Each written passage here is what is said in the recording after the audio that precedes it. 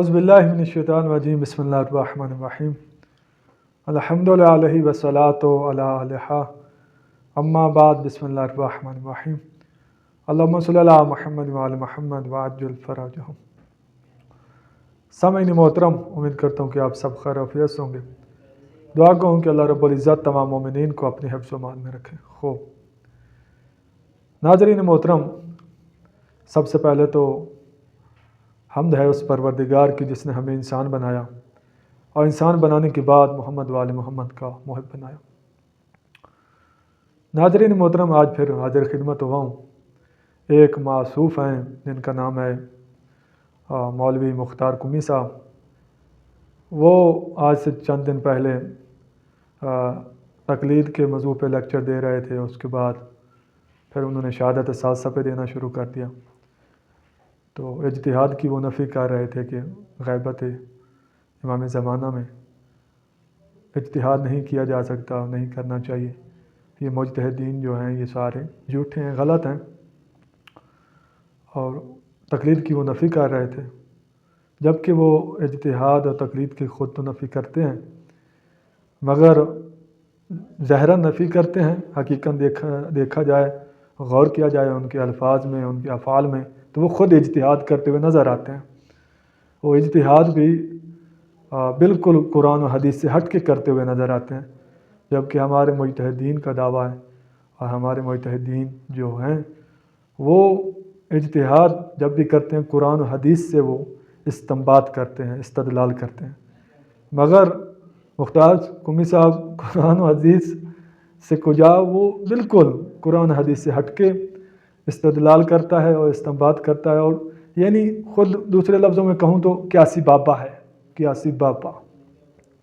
تو وہ خود اجتہاد کرتا ہے، لیکچر بیٹھ کے دیتا ہے کہ اجتہاد حرام ہے، یہ ہے وہ ہے۔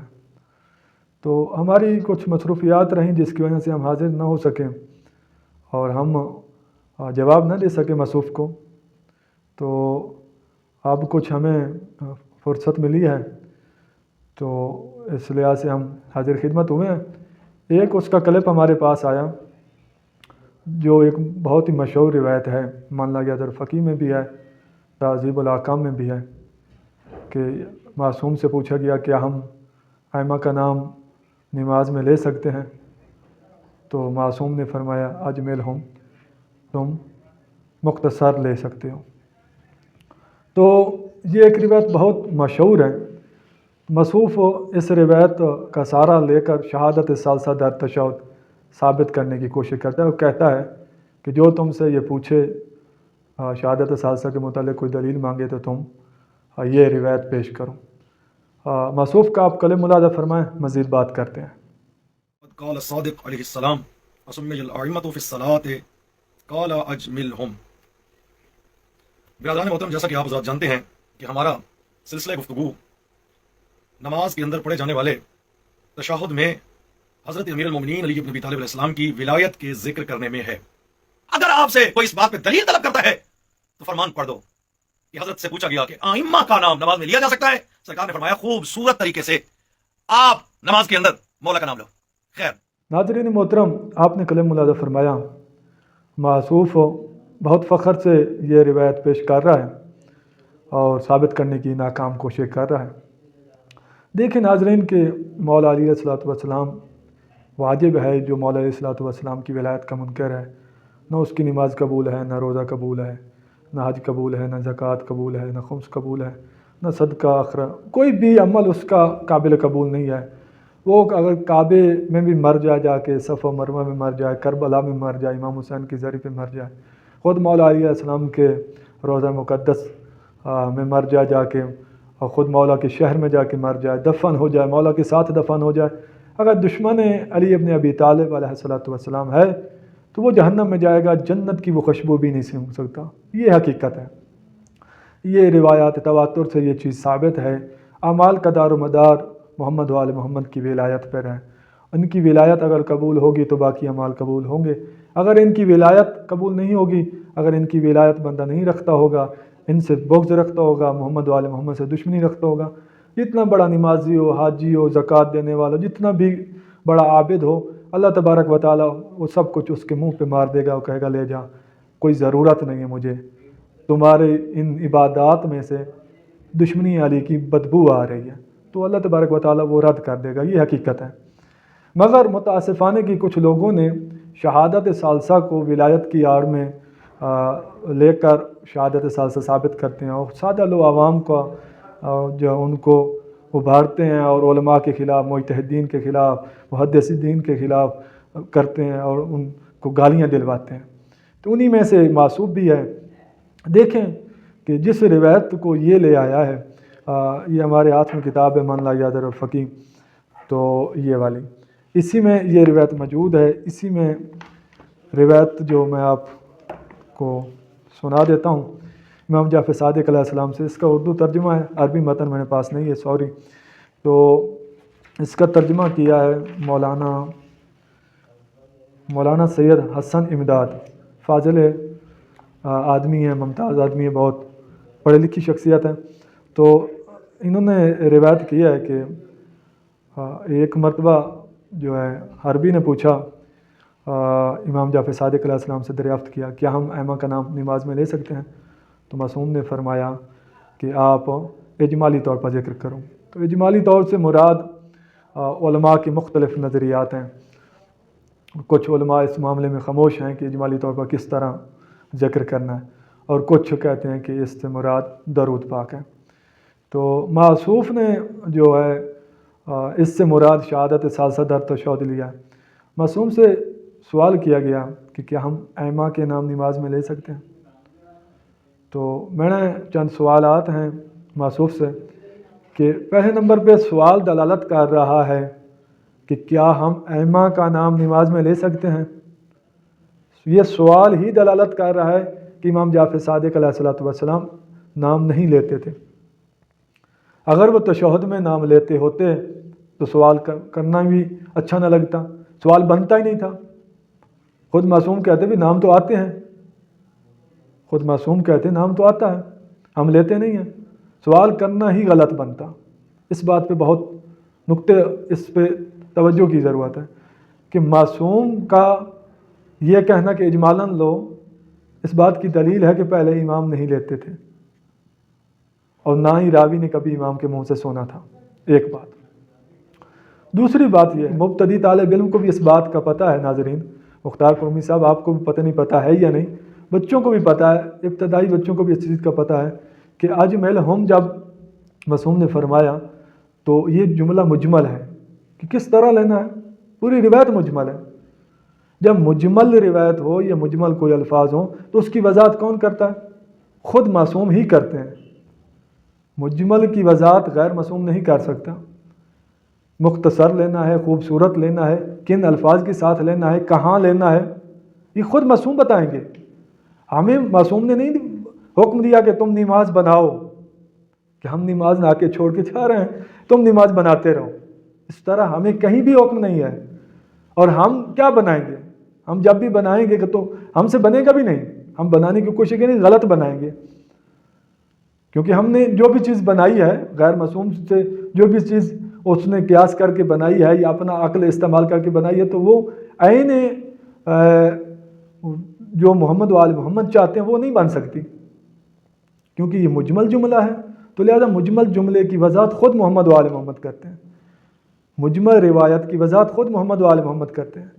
باقاعدہ یہ مبتدی طالب علموں کو بھی اس اصول کا پتہ ہے، متشابہ کی اور مجمل کی وضاحت خود محمد و آل محمد نے کرنی ہوتی ہے کہ اس سے مراد کیا ہے۔ اب خود معصومین ہی بتا سکتے ہیں اس سے کیا مراد ہے اور کن الفاظ میں لینا ہے اور کہاں لینا ہے، کیونکہ آپ اس سے مراد تشہد لے رہے ہو نا، روایت میں تو نہیں ہے کہ میں تشہد میں نام لینا چاہتا ہوں تو کیا لوں، تو معصوم نے فرمایا تم اجمالاً لے لو، اس طرح تو نہیں ہے۔ بات ہے کہ نماز میں لینا چاہتا ہوں، کہاں لینا چاہتا ہوں، نہیں وضاحت، کیسے لینا ہے نہیں پتہ، کن الفاظ کے ساتھ پڑھنا ہے نہیں پتہ، تو لہٰذا ہمیں خاموش رہنا پڑے گا، خود معصوم سے پوچھنا پڑے گا کہ کیسے ہم نے پڑھنا ہے۔ اور اسی کتاب میں 2 صفحے پہلے خود معصوم نے جناب حماد کو ایک پوری نماز پڑھائی ہے، جس طرح پڑھنے کا طریقہ سکھلایا، اس میں پورے ذکر و اذکار مذکور ہیں، واجبات ہیں، مستحبات ہیں، تمام کے تمام ذکر و اذکار مذکور ہیں۔ تو اس میں تو شہادت ثالثہ نہیں ہے، معصوم نے سارا پڑھایا، اس میں معصوم نے باقاعدہ تاکیبات بتائی، سارا کچھ بتایا، تو اس میں نہیں ہے۔ مستحبات بھی بتائے، واجبات بھی بتائے، نہیں ہے۔ ہاتھ کیسے رکھنے ہیں، ہاتھ کہاں رکھنے ہیں، پاؤں کس طرح رکھنے ہیں، نظر کس طرح رکھنی ہے، تمام چیزیں بتائیں، تو اس میں نہیں ہے۔ ایک بات۔ دوسری بات یہ ہے کہ اس روایت میں شیخ صدوق نے اس کو نقل کیا ہے، تو وہ یقیناً اگر اس سے مراد شہادت ثالثہ ہوتا تو وہ یقیناً نقل کرتے، وہ حاشیہ میں لکھتے، تو انہوں نے نہیں لکھا، کسی محدث نے نہیں لکھا، سارے خاموش رہے۔ کسی محدث کا اس روایت کے ضمن میں شہادت ثالثہ نہ لکھنا اس بات کی دلیل ہے کہ وہ اس سے شہادت ثالثہ مراد لیتے نہیں ہیں۔ بعض علماء نے اس کی شرح لکھی ہے، تو کچھ قرائن سے جو باقی روایات میں قرائن ملتے ہیں اس سے مراد وہ انہوں نے درود لیا ہے، یا انہوں نے لیا ہے قانوت میں نام لینے کا اجازت دی ہے، یا سجدے میں، جس میں تمام فقہاء کی اجازت ہے کہ آپ دعائیہ فقرہ دعا کی شکل میں محمد و آل محمد کا نام لے سکتے ہیں، سجدے میں بھی اور دعا قنوت میں بھی۔ یعنی محدثین کا اس روایت کے ضمن میں شہادت ثالثہ ذکر نہ کرنا اس بات کی دلیل ہے کہ اس سے مراد شہادت ثالثہ نہیں ہے، اس سے مراد درود ہی ہے۔ اس کے علاوہ ہمارے علماء متاخرین نے باقاعدہ جب بھی شہادت ثالثہ یا یہ تشہد پہ بحث و مباحثہ ہوتا ہے تو کبھی بھی اس روایت کو نہیں لے آتے، اس روایت سے انہوں نے کبھی استدلال نہیں کیا کہ شہادت ثالثہ مراد ہے، اس سے نہیں۔ تو آپ کو مجھے لگتا ہے وہی آتی ہے کہ آپ اس طرح پڑھیں، آپ اس طرح لیں، لوگوں کو گمراہ کرنے کی کوشش کرتے ہیں۔ معصوف صاحب، خدا را یہ چورون بیچنا چھوڑ دو، یہ روایت مجمل ہے، مجمل کی وضاحت خود معصومین علیہ السلام کرتے ہیں اور کوئی غیر معصوم نہیں کرے گا۔ ہاں اگر بعض قرائن سے ملتا ہے یا بعض دوسری روایات سے ملتا ہے، سجدے میں یا دعائے قانوت میں اجازت ملتی ہے، تو وہاں کوئی بھی منکر نہیں ہے، محمد و آل محمد کا نام لیا جا سکتا ہے اور لینا عبادت ہے، مگر تشہد معین ہے تو وہی پڑھنا ہے۔ جب معصوم نے فرما دیا کہ کم سے کم شہادتین پڑھو، یہی کافی ہے، اور زیادہ سے زیادہ جو تشہد ہماری کتب اربع میں اور دیگر کتب میں مذکور ہیں صحیح و سند کے ساتھ، وہ جو ہیں اس میں شہادت ثالثہ نہیں ہے، تو لہٰذا ہمیں وہی تشہد پڑھنے دیں اور عوام کو وہی تشہد پڑھنے دیں، مومنین کو گمراہ نہ کریں، ان کی نمازوں کو نہ باطل کریں کہ خود سے آپ نے جملے بنا کے دینے شروع کر دیے ہیں کہ اس طرح پڑھنا ہے۔ خدا را یہ چوروں نہ بیچیں، قوم سیدھا ہونا چاہتی ہے تو ہونے دیں۔ کسی عالم دین نے، کسی محدث نے اس روایت کے ضمن میں شہادت ثالثہ کو نقل نہیں کیا، اور خود مجمل جملہ ہے۔ جب دیکھیں ناظرین کہ نماز ایک توقیفی عبادت ہے، یہ اس بات پہ تمام علماء کا اتفاق اور اتحاد ہے، توقیفی عبادت ہے، خود خدا تبارک و تعالیٰ نے معین کر کے دی ہے کہ اس طرح پڑھو، اور محمد و آل محمد نے پڑھی ہے اور پڑھ کے دکھلائی ہے، تو اس میں شہادت ثالثہ نہیں ہے۔ ہماری کسی کتاب میں بھی معتبر روایت کے ساتھ شہادت ثالثہ نہیں ہے، تو یہ موصوف بیان کرتا ہے اس روایت میں، خود سے پھر الفاظ نقل کرتا ہے۔ دیکھیں کہ اللہ نے نماز باقاعدہ محمد و آل محمد کو بتائی ہے، انہوں نے پڑھ کے ہمیں سنایا ہے، بتایا ہے، پڑھائی ہے صحابہ کو، تو لہٰذا ہمیں اجازت نہیں ہے کہ ہم نماز میں خود سے بڑھائیں، خود سے کم کریں۔ اس روایت سے تو یہ مراد ہے کہ آپ اپنی مرضی سے جیسے لیں، اس طرح نہیں ہے۔ خود معصومین وغیرہ اگر لینا ہوتا تو وہ اپنی زندگی میں، اپنی حیات میں وہ لیتے اور لے کر بتاتے کس طرح نام لینا ہے۔ ان کا نہ بتانا، نہ نام لینا تشہد میں اس بات کی دلیل ہے کہ نہیں ہے۔